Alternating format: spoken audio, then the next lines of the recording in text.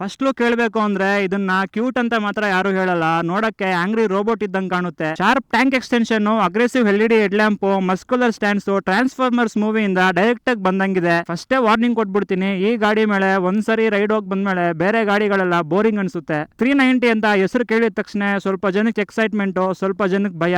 ನಮಸ್ಕಾರ ಕರ್ನಾಟಕ, ಇವತ್ತು ನಾನು ನಿಮಗೆ ತೋರಿಸ್ತಾ ಇದ್ದೀನಿ the one and only Duke 390 gen 3. ಇದನ್ನ ಯಾಕೆ ಒನ್ ಅಂಡ್ ಓನ್ಲಿ ಅಂತ ಇದೀನಿ ಅಂತಂದ್ರೆ, ವರ್ಷಾನ್ಗಟ್ಲೆಯಿಂದ ಮೋಟಾರ್ ಸೈಕಲ್ ಕಮ್ಯುನಿಟಿಯಲ್ಲಿ ಕ್ರೇಜ್ ಸ್ವಲ್ಪನೂ ಕಡಿಮೆ ಆಗದೆ ಮೇಂಟೈನ್ ಮಾಡ್ಕೊಂಡ್ ಬರ್ತಾ ಇರೋ ಗಾಡಿ ಇದು ಡ್ಯೂಕ್ 390. ಸ್ಪೆಷಲಿ ಡ್ಯೂಕ್ 390 ಬಂದಿದ್ದು ಇಂಡಿಯಾಗೆ 2013 ಅಲ್ಲಿ. ಅವಾಗ ಇಂಡಿಯನ್ ಮಾರ್ಕೆಟ್ನೇ ಅಲ್ಲಾಡ್ಸ್ಬಿಡ್ತು. ಯಾಕಂದ್ರೆ ಆ ಟೈಮಲ್ಲಿ ಇಷ್ಟೊಂದು ಪರ್ಫಾರ್ಮೆನ್ಸು ಅಫೋರ್ಡಬಲ್ ಪ್ರೈಸ್ ಅಲ್ಲಿ ಯಾರು ಕೊಡ್ತಾ ಇರ್ಲಿಲ್ಲ.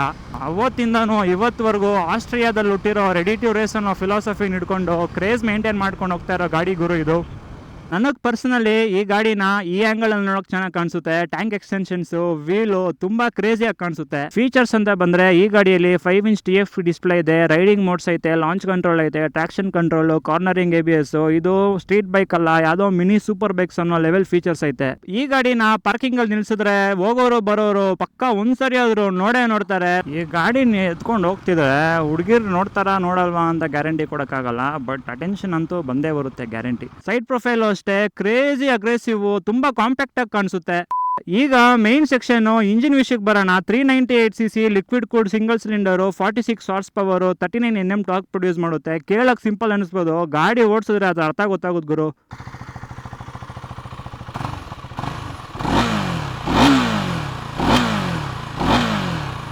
ಸ್ಟಾಕ್ ಎಕ್ಸಾಸ್ಟ್ ಆದ್ರೂ ತುಂಬಾ ಸ್ಪೋರ್ಟಿ ಸೌಂಡ್ ಕೊಡುತ್ತೆ. ಲೌಡ್ ಆಗಿ ಏನಿಲ್ಲ, ಬಟ್ ಪ್ರೆಸೆನ್ಸ್ ಇದೆ.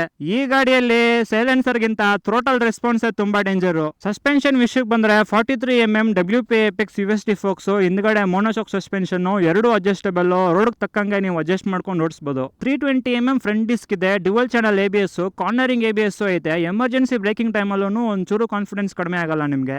ಯಾಕಂದ್ರೆ ಫಾಸ್ಟ್ ಆಗಿ ಹೋಗೋದು ಮಾತ್ರ ಟ್ಯಾಲೆಂಟ್ ಅಲ್ಲ, ಸೇಫ್ ಆಗಿ ಗಾಡಿ ನಿಲ್ಸೋದನ್ನು ರಿಯಲ್ ಸ್ಕಿಲ್.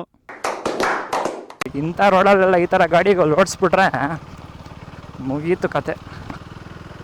ಇದನ್ನ ಯಾಕೆ ಕಾರ್ನರ್ ರಾಕೆಟ್ ಅಂತಾರೆ ಅಂತಂದ್ರೆ, ಆ ಫ್ರೇಮು ಟ್ರೆಲ್ಲಿಸ್ ಫ್ರೇಮು, ಅಲ್ಯೂಮಿನಿಯಂ ಸಬ್ ಫ್ರೇಮು, ತುಂಬಾ ಲೈಟ್ ವೆಯ್ಟು, ಹ್ಯಾಂಡ್ಲಿಂಗ್ ತುಂಬಾ ಶಾರ್ಪ್ ಆಗಿದೆ. ಕಾರ್ನರಿಂಗ್ ಅಲ್ಲಂತೂ ಕ್ರೇಜಿ ಕಂಟ್ರೋಲ್. ಕಾರ್ನರ್ನ ನೋಡಿ ಬ್ರೇಕ್ ಹಿಡಿಯೋರು ಇರ್ತಾರೆ, ಅದೇ ಕಾರ್ನರ್ನ ನೋಡಿ ಸ್ಮೈಲ್ ಮಾಡೋರು ಇರ್ತಾರೆ. ಡ್ಯೂಕ್ ಓಡಿಸೋರು ಸೆಕೆಂಡ್ ಕ್ಯಾಟಗರಿ. ಈ ಗಾಡಿನ ಬಿಗಿನರ್ ಫ್ರೆಂಡ್ಲಿ ವೆಹಿಕಲ್ ಅಂತ ಮಾತ್ರ ಹೇಳೋಕ್ಕಾಗಲ್ಲ, ಯಾಕಂದ್ರೆ ಒಂದು ಸರ್ಟನ್ RPM ಬಂದಾಗ ಸಡನ್ ಆಗಿ ಒಂದು ಪುಷ್ ಕೊಡುತ್ತೆ ನೋಡಿ.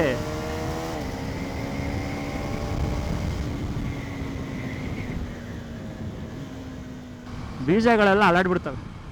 ಈ ಗಾಡಿನ ಹಿಡ್ಕೊಂಡು ನಮ್ಮ ಜನ GT 650 ಕಂಪೇರ್ ಮಾಡ್ತಾರೆ.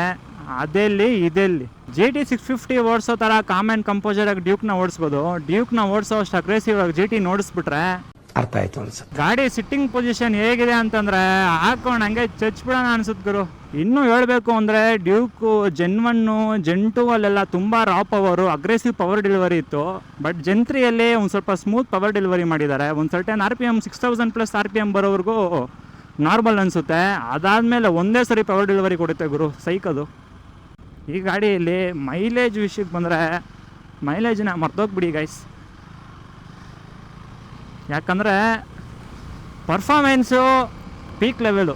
ಸೂಪರ್ ಬೈಕ್ಸ್ನ ನೋಡಿದ್ರು ಒಂದೇ ಕ್ವೆಶನ್ನು, ನಾರ್ಮಲ್ ಕಮ್ಯೂಟರ್ ಗಾಡಿ ನೋಡಿದ್ರು ಒಂದೇ ಕ್ವೆಶನ್, ಏನು ಮೈಲೇಜ್ ಎಷ್ಟು ಅಂತ. ಇವಾಗಿಂದಲ್ಲ, ಮೊದಲಿಂದನೂ ಅದು ಒಂಥರ ಕ್ವೆಶನ್ನು ಡಿಫಾಲ್ಟ್ ಆಗೋಗ್ಬಿಟ್ಟೈತೆ. ಪರ್ಫಾರ್ಮೆನ್ಸ್ ಇರೋ ವೆಹಿಕಲ್ಸಲ್ಲಿ ಹೈ ಕಂಪ್ರೆಷನ್ ಇಂಜಿನ್ಸ್ ಇರ್ತವೆ, ಅದರಿಂದ ಮೈಲೇಜು 100% ಕಡಿಮೆನೇ ಇರುತ್ತೆ. ಅದನ್ನು ನೀವು ಒಂದು ಸ್ವಲ್ಪ ತಲೆಯಲ್ಲಿ ಹಿಡ್ಕೋಬೇಕು. ಬಟ್ ಏನು ಮೈಲೇಜ್ ಹಿಡ್ಕೊಂಡು ಏನು ಮಾಡ್ತೀರಾ, ಹಿಂಗೆಲ್ಲ ಹೋಗೋಕ್ಕಾಗುತ್ತಾ? ಹೇಳ್ರಪ್ಪ ಹೇಳ್ರು.